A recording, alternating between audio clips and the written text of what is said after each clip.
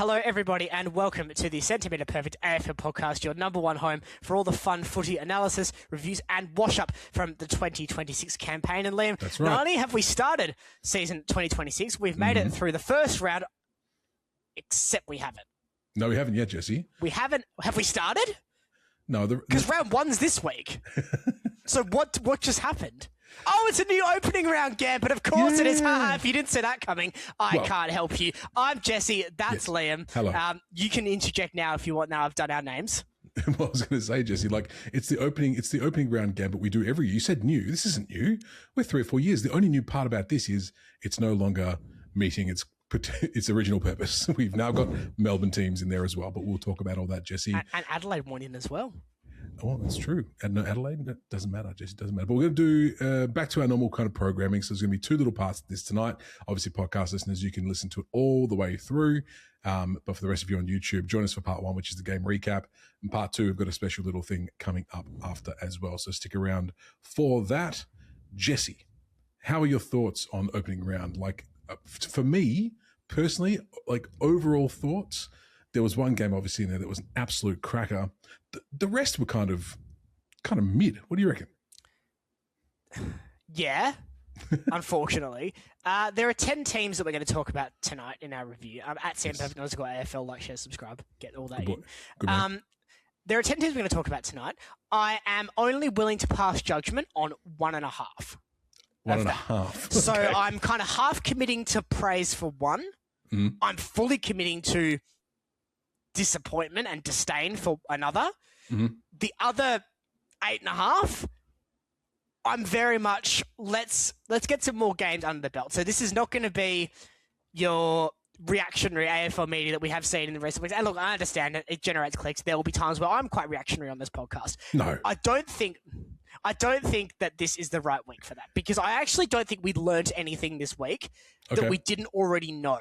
And I say that across all 10 teams. Well, we're going to talk about a couple of teams that probably we can talk about in a more firm and concrete stance. I don't think we actually learnt anything this week that we didn't either know or at the very least have a reasonable suspicion of. Yeah. I mean, I think there's a couple of teams in here that I was a bit surprised by how they performed, both in the positive and the negative. So I say, Jesse, without any further ado, should we get into the game recaps?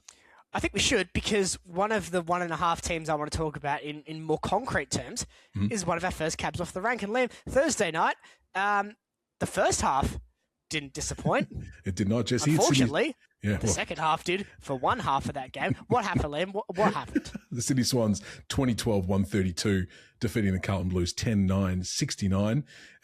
Jesse, it was a weird game. I know they say this all the time, and it makes no sense to me because of course it is, but it really was a game of 2 halves, 100% out the block. The first half, I was really worried for the Swans. I was like, oh boy, they look atrocious, really, really bad. And the Blues looked like they were giving it a hot crack. And then the second half, it all just turned around. Jesse, what were your thoughts on it? We'll go with Sydney first, because that's obviously a very impressive scoreline, and you can't ignore a historically relevant third quarter, which is what they put on. Mm-hmm. Charlie Curtin looks like he's found his feet really well. Justin McInerney really impressed, I felt. Errol Goulden looked back to somewhere near his best form. Didn't accumulate the ball as much as we know he can. I mean, 27 is nothing to sneeze at, but he's continued to be an elite player, and his distribution is just, it's nearly second to none, I think, in many parts. Certainly this week, I would say it was just about second to none. From the 5 games that we saw. I put Chad Warner in our best. I stand by it. I think he was good. But, it was a bit of a nearly game for Chad. His ability to line break, though, is still very much there and present. Well, the first half of Chad was really good. He seemed to be the only one that was kind of giving it a crack for Sydney across the board. I think without Chad in that first half, actually going out there, I think the Blues, well, I say the Blues might have kicked away, but let's be honest, they probably wouldn't have, because they were allergic to goals in this game, Jesse, despite their dominance, what felt like dominance in the first half. They couldn't capitalize at all, which obviously saw them get smashed in the end. Absolutely smashed. Well, we can get to the more absolute part of this equation now. Nothing has changed.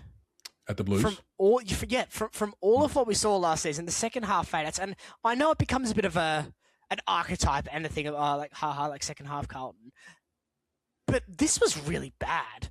And again, with the exception of some of the usual suspects, and we'll go through a bit more on an individual level here. Okay. Sam Walsh competed very hard all night. I'd say potentially best on ground, even in a absolute smack game. I know he's led the disposal counts. That's easy to say. Yep. But I thought he was very good all night and was clearly driving Carlton forward. Jagger Smith. Yep, good signs for the young man. Yeah, I mean, that was a pretty good game. Not a lot of power in terms of his meters gained. I mean, he's gained 347, half of Walsh. So, he's still fiddling around. It's more handballs than kicks. So still very, very much finding his feet, but he's accumulating the ball. And that's a really good start. Cooper Lord, positive signs there. But Patrick Cripps, 19 disposals. I mean, come on. What are we doing, Patrick? What are we doing here? I've been saying it for the last 12 months. He's past it. Mm-hmm. And nothing I've seen from that game has changed my mind. He was anonymous. And you could look at that and say, well, Warner got 19. And you're saying he's one of the best. What's wrong with Cripps getting 20? So 19 as well. Cripps did nothing. He did nothing with them. Mm. He was ineffective. I mean, he just simply did not have a good game. 4 clearances from Patrick Cripps's quality at his peak. Like it is a sharp decline. It is a very sharp decline. Harry Mackay, anonymous again, just struggling to find things. The fact that their leading goal kicker was Mark Pitnet, who finally gets to play number 1 ruck without Tom de Koning. That's a real alarm. To me. I put Carlton in my bottom 5 this season. I don't see any reason to change that off this. If they can't correct the tailspin in the second half, they're simply going to be uncompetitive in most games. And if it's an even keel going into half-time against 15 other sides in this competition, we can now just about chalk them up for a loss. And I know that might sound reactionary, but we've got just about a whole year of data last year to back that up. And we can look at this against a side that was very bad in the first half and has struggled to score goals previously. They did the same thing. I mean, Joel Amati, bit of a battler, getting 3 goals as your second key forward. Mm-hmm. Alarming. Very alarming. Not necessarily Jacob Wiedering's fault, not necessarily Harry Dean's fault, not necessarily Lewis Young's fault, but alarming. You said tailspin, Jesse. I think that's a bit kind. It's more like a Hindenburg disaster.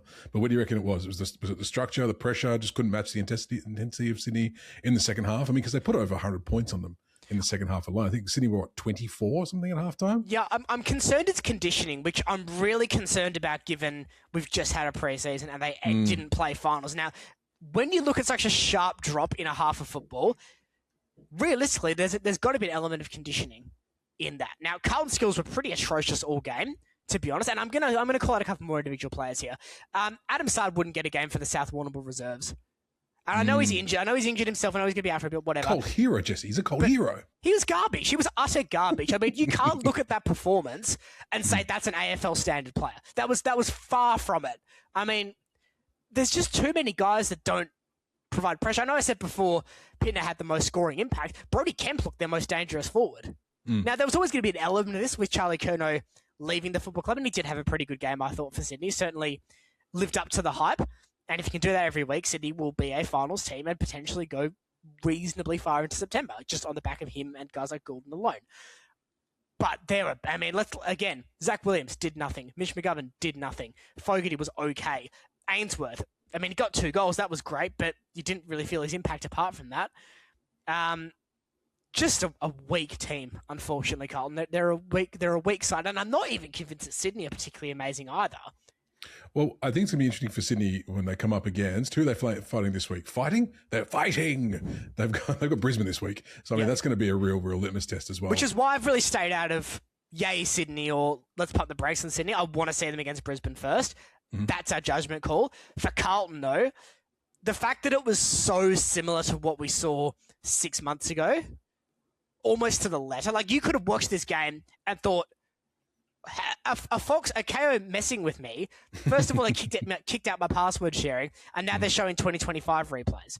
Like, you could have reasonably had that thought process watching. It's like, unfortunately, there's not a lot of cutting edge analysis I can provide here for Carlton because it's the same. It's copy paste from last year. Jagger Smith, great. Cooper Lord showing promise. Ollie Florence settled in well. Pitnet, probably his best game of his career.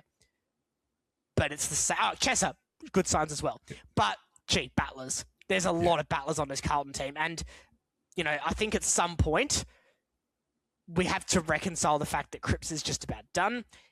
Hewitt, I know it's only round 0, but he did not show the quality he showed last season, which was probably his best season in the AFL. So then you're leaving it with Sam Walsh and Jagger Smith. Chera's not going to be a factor, whether he's playing or not. Mm-hmm. He's just a battler as well. You're probably looking at someone like Chester getting inside mid-minutes, but halfway through the season. If Cripps can't go, and based on that, he can't go. Now, there was a bit of a reaction, drop Patrick Cripps. I mean, we're not saying that. But it's pretty clear his ability to impact games is heading down the Nathan Fyfe line rather than the Dustin Martin line or the Patrick Dangerfield line. There's a fork in the road there, and unfortunately, Cripps is heading down the Fyfe path. He's not heading down the Dusty and Danger path.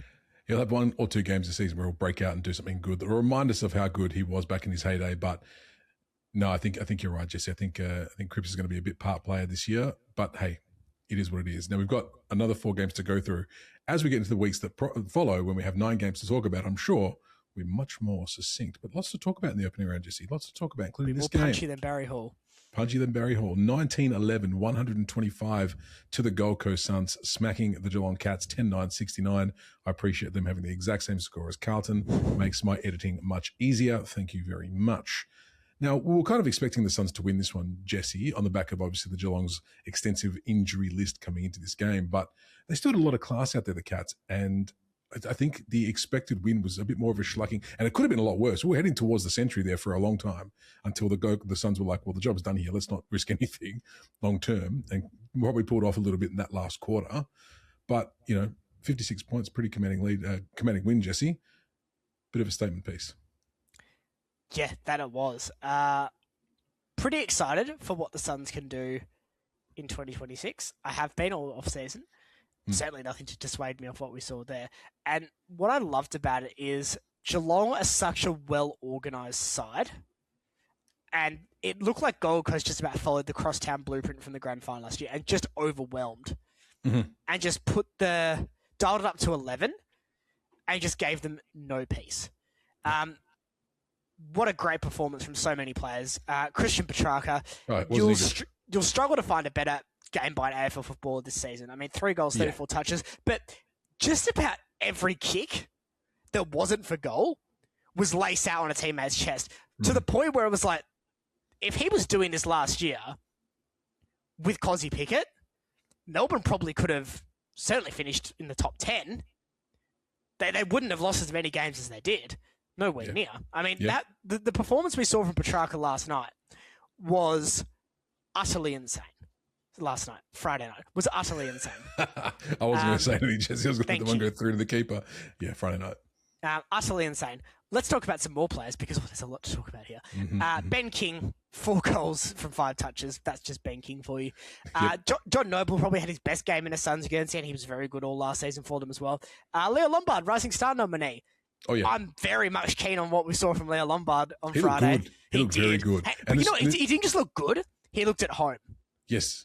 And this is on the back of me kind of making fun of him last week for being just some Gold Coast fan, nobody. He came out and showed me what this week. I tell you, I was very impressed with Leo this week. Absolutely.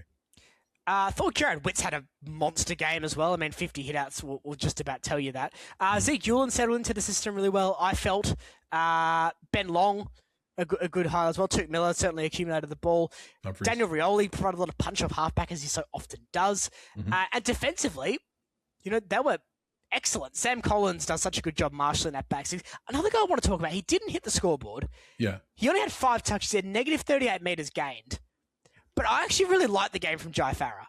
Okay. I love what he brings to that forward line. It's so left field because, let's be honest, you look at that stat, you think he's played crap. But there was one play, it was in the 3rd quarter. I can't remember who it was, so I apologise. But he sprinted about 40 metres from full forward to just in advance of centre-half back, or centre-half forward as it would be for him, to affect a contest to put pressure on, and it worked. Ball spilled, ball goes the other way. It was brilliant. It was the type of thing you look at and say, you could have a rubbish game. If you're doing that, you're in the team next week. Well, it's the often the unsung heroes up back, isn't it, Jesse? Like, that is kind of, they didn't get all the touches. And it's going to be interesting to see, obviously. But when you're having guys that aren't superstars in the team, that are you're circling the drain of VFL selection, if they're doing that, that changes everything. If you've got just battlers who are contributing nothing, see Carlton, you lose by 70 points. If you've got your guys just willing to just throw themselves at everything and actually make an impact for what they are, you're going to get success. Most of the best teams in the last 15 years have had that. Hawthorn won their 3 premierships off an engine of the likes of Mitchell, Hodge, Franklin, Roughhead. But for every one of those guys, there was a Spanger, a show and makers. There was just so many different guys who come in and play. Puopolo. None of these guys are megastars, but they add to it. Yeah. And that's what I think Farah does. We need to talk about Geelong. Before you do, it'd be mean to move on without talking about Bailey Humphries and his 4 goals early on in the game to get everything underway. Have to chuck him. Probably a shade unlucky to miss out on the best, but I think all of his stuff happened early, was influential for the rest of the game. But those early 4 goals really set the tone. Geelong, Jesse. You put James Warple in the best. Why did you do that? He didn't do anything. We had this discussion afterwards, right? So I thought Warple. Look, I struggled with Geelong's third one. I know that Ollie Dempsey had a really good game. Tanner Bruin was all over the park as well. I did struggle with the third and chosen name based on the numbers. Jesse, I will not lie to you.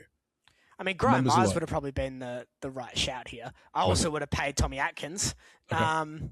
Or even looking further down, I thought O'Connor actually played fairly well too, certainly compared to Warple. Bailey Smith was disappointing. Yeah, Bailey Smith was a little bit. He seemed to be like the Suns got under his skin. They did real early. And actually, just to hark back to the first game as well, the first half of the Sydney Carlton game, Charlie Curnow seemed upset as well. He obviously turned it around, but Bailey Smith seemed frustrated the entire game. I just simply think the Gold Coast midfield is just too powerful for a team that has one clear standout mid. And Geelong have very good mids outside of Bailey Smith, but there is a clear peak there.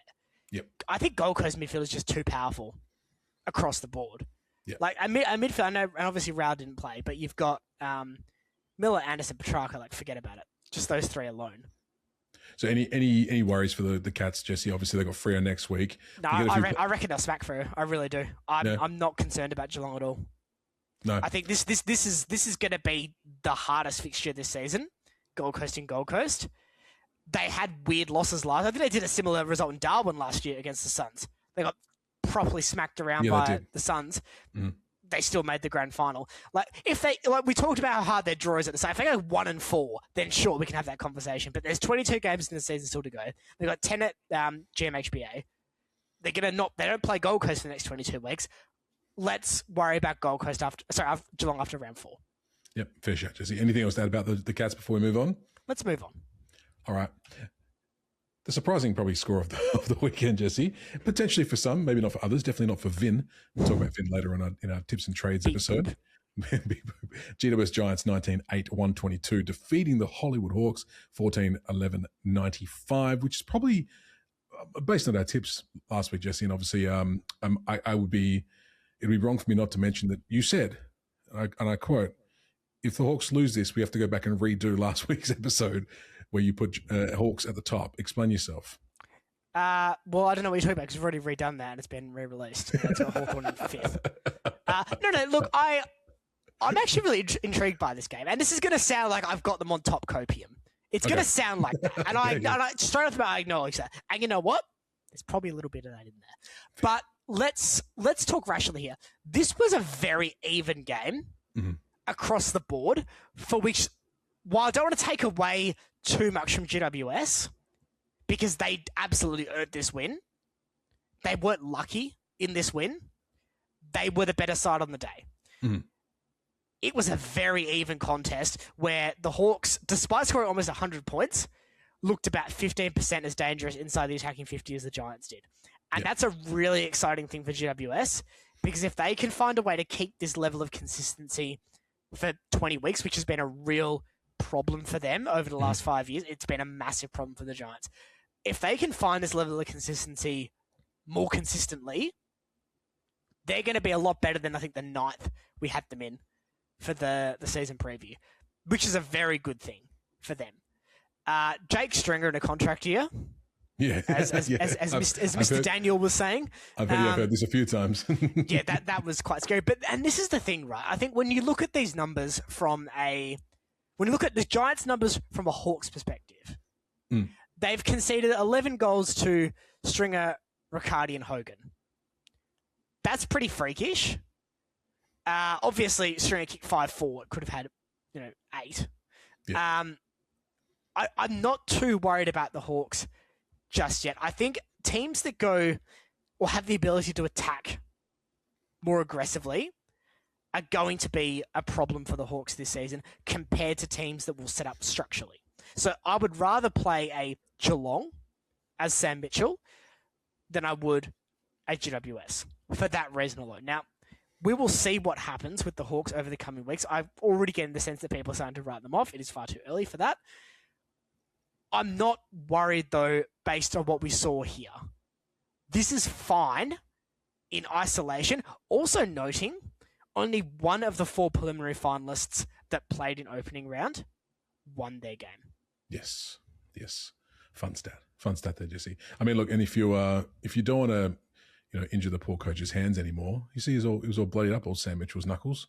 He had a bit of a stouch with the wall, which shows he wasn't too happy with how things were going on the day. I think they'll be okay. I agree. We should probably talk about GWS at least very briefly because they don't get the media attention that they should, just because they're not a Victorian club. Lockie Whitfield is continuing to just quietly achieve. He will be a lock on the halfback flank of like a Giants team in the first 50 years. And when we get to that 49th year, people will say, "Who's Lockie Whitfield, Dad?" And that GWS supporting father will say, "He was very good, and you should know that." And then he will leave that child in the stadium overnight because that will just be how disappointed the father is that Lockie Whitfield doesn't get the credit he deserves. Clayton Oliver, this looks like a nice fit for him, doesn't it? Didn't adjust. Yeah, perfect fit. Finn Callahan, I don't know if Project Brownlow hand is quite on yet this season, but he can be very good. I'm just gonna quickly go back to Clayton Oliver. Did you see the poor fella in the huddle after the game? I did not see the post huddle. No. They were doing the song. He had no idea. Wasn't what the that? words were. I thought you were referring to Zeke Hewlin getting a Gatorade bottle to the head. His post-game huddle. This is Clayton Oliver. He was just looking, giving side eyes to everybody, trying to mouth along the words, and then after about which is proof that he watches no footy outside of what he does because literally everyone knows the Giants song. That's weird, Clayton. Why don't you know the Giants song, Clayton? It's kind of the best one in the competition, even though I do think it's a bit overrated. It probably is the best one in the competition. It was just very funny. Sorry to hijack. No, you're okay. Joe Fonte, I've been pretty keen to see what he can do. I think I made him a one to watch at some point last year as well. Mm-hmm. Potentially in the 50 under 50 games that we did last season. I reckon he was in that. I believe that's right.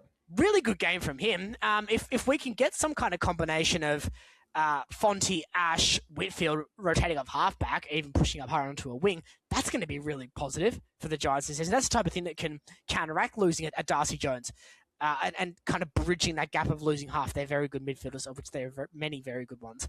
Mm-hmm. But no, look, I think to kind of tie this in for the Giants, this is a big step in the right direction for them.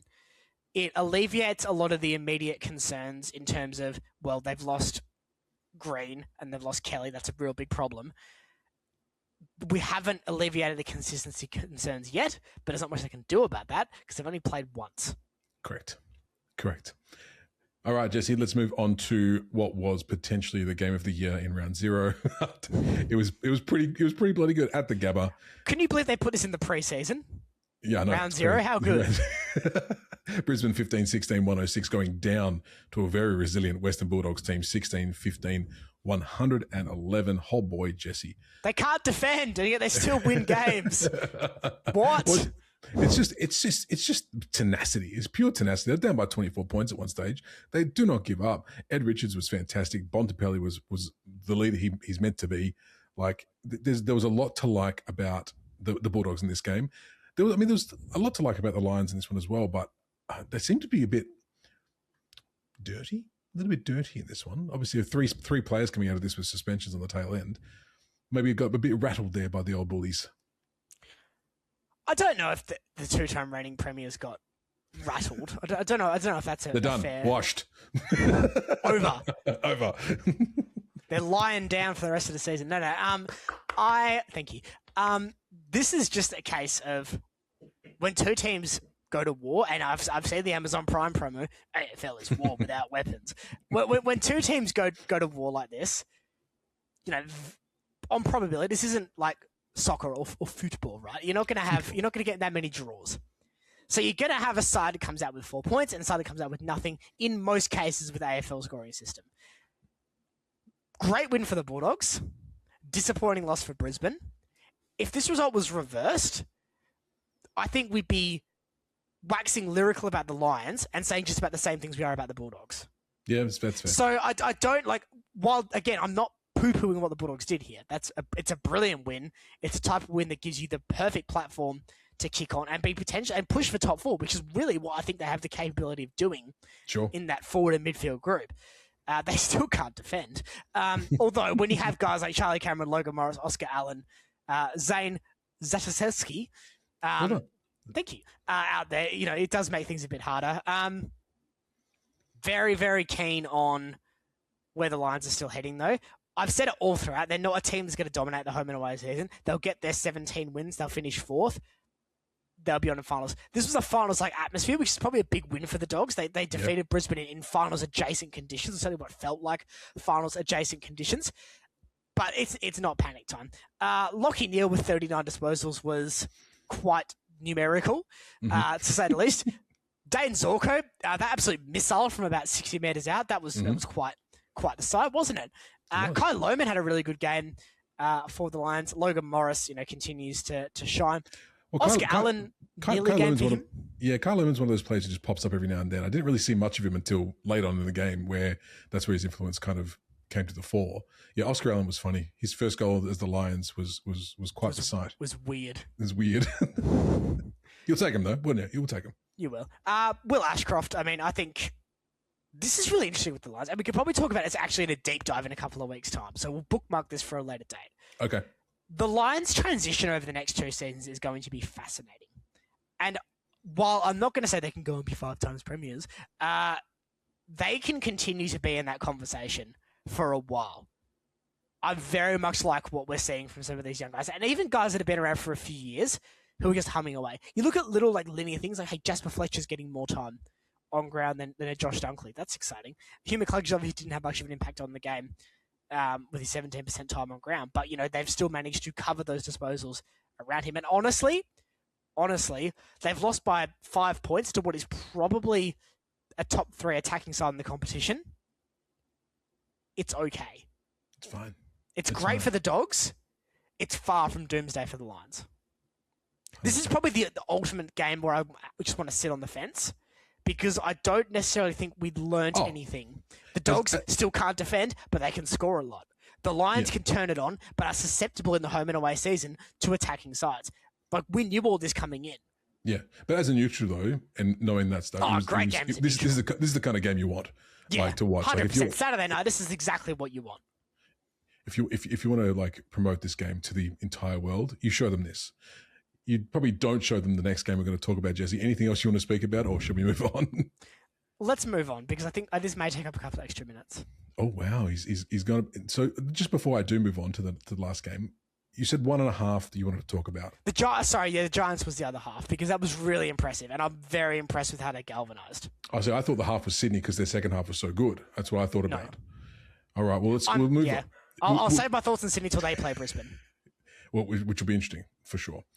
But the game that definitely fits within opening round at the MCG on Sunday night, the St Kilda Saints 9-12-66 going down to the Collingwood Magpies 11-12-78 in what did I call it last night, Jesse? I had said it was the close game fallacy, where it was a pretty horrible average game of football for the most part, made more exciting by the fact that it was quite close at the end, which obviously everyone will talk about. And it was really nice to see that Collingwood were the only team, and the only team that you'll ever hear who really used that 5th sub to its full effect by bringing Pendlebury on only at the 20-minute mark of the quarters. No other team did that, Jesse, just Collingwood. I'm not sure if you know that. Hey, Liam. Hello. The close game fallacy is actually a fantastic hypothesis from you. Thank you. I don't come out with them often, Jesse, but when I do. Because we watched this before we even knew each other. Yes. We watched this for years.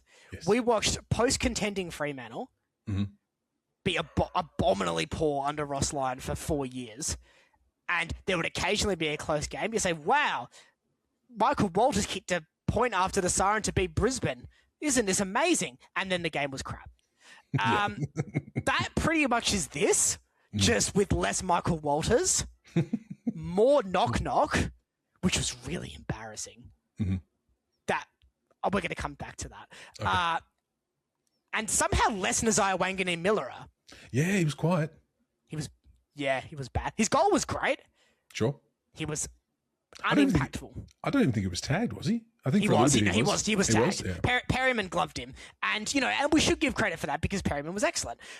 But, that's a lie. I'm very much in the camp of it's one game, off night, he'll be fine. But you do have to wonder for the Saints' sanity. Not even necessarily about Nazaya, because none of their recruits were particularly good, Liam. No, Jesse, no. And didn't we say this was going to happen? Yes, Jesse, yes. Can I ask a question, Jesse? You got the stats up on the screen right now. I do. Did Silvani have negative meters gained? One moment, caller, because I have to scroll all the way down to find him. He didn't, obviously, but I felt he had 253 meters gained, which is, and this is true, taller than me. It's more than Jack McRae gained with 127 meters, which is, while also taller than me, about half of that. That's true. I just thought the first half of that game, I just felt all he was doing was marking it, kicking it backwards. But I mean, that's obviously a gross exaggeration. But no, it was kind of disappointing to see, but kind of expected.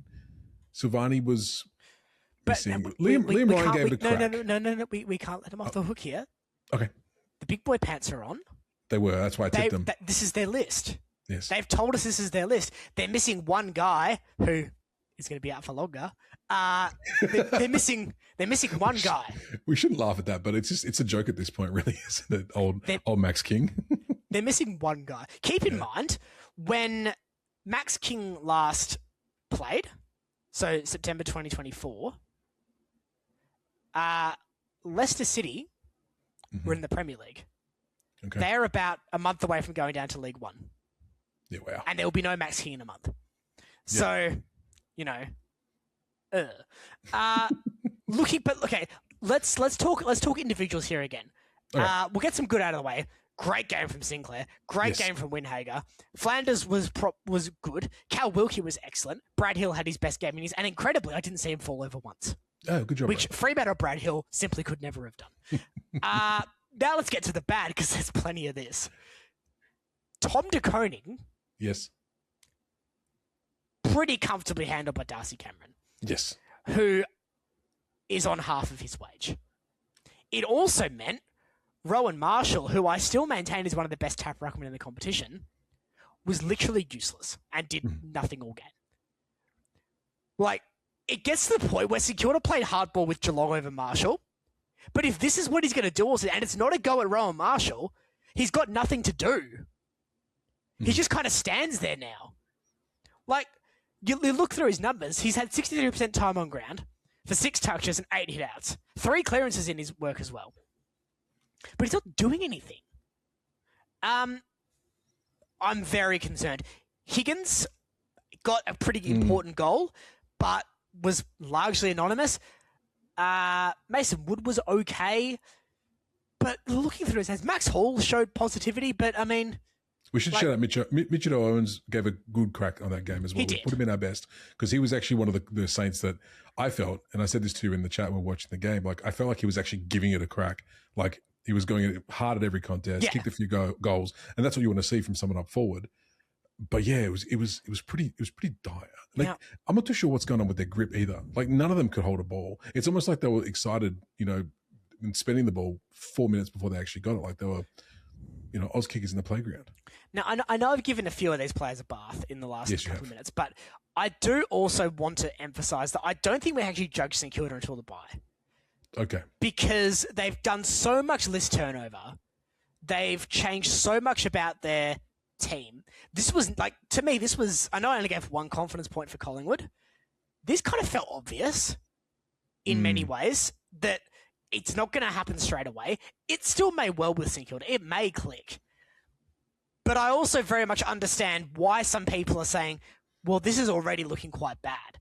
Because if you look at it on face value, they've not improved from last season. However, I think we do need to give it until the bye rounds. And look, if we get to the bye rounds and they've got, let's say they're 5-5 or 6-6 or whatever, and they're still playing, listen, I'll go spend an hour deep dive going all in on this team.